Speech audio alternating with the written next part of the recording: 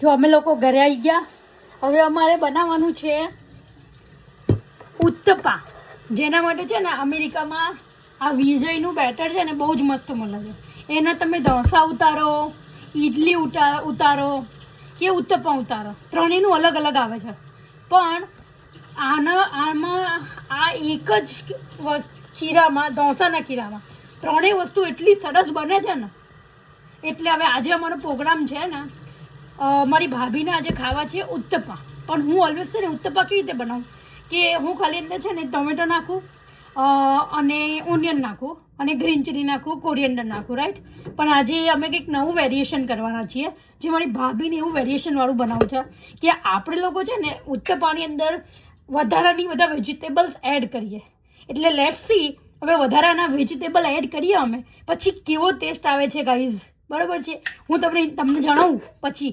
અમે બનાવીને ટેસ્ટ કરીએ ને પછી હું કહું કે કેવો ટેસ્ટ આવે છે. તો પછી you one try this company is really nice. Okay guys, bye take care. ઓ નો, મેં એકચ્યુઅલી મસ્ત ચાલુ જ નહોતું કર્યું ને. થોડું પાણી એડ કરી દઉં છું આ ખીરાની અંદર. જો આનું કન્સિસ્ટન્સી બહુ સારી આવે છે. યુએસમાં છે ને એકચ્યુઅલી આ જ ખીરું યુઝ કરવાનું, વિજયનું. જે ખીરું બહુ સારું આવે છે. અમે 3 જાતના ખીરા આવે.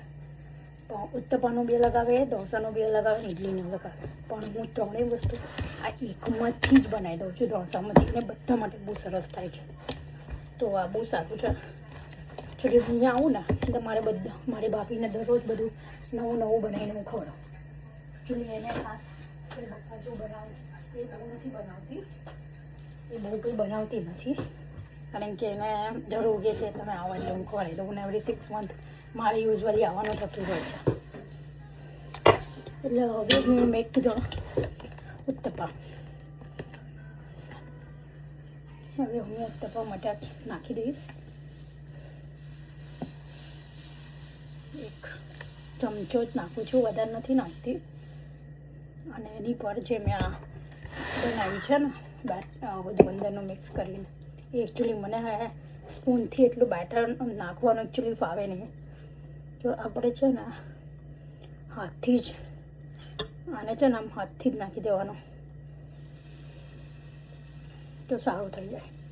એટલે મને તો વિઝ્યુઅલી આવી રીતને જ ફાવે છે, હાથથી નાખવાનું જ ફાવે છે. એટલે હું એકચ્યુઅલીમાં હાથથી જ નાખી દઉં છું.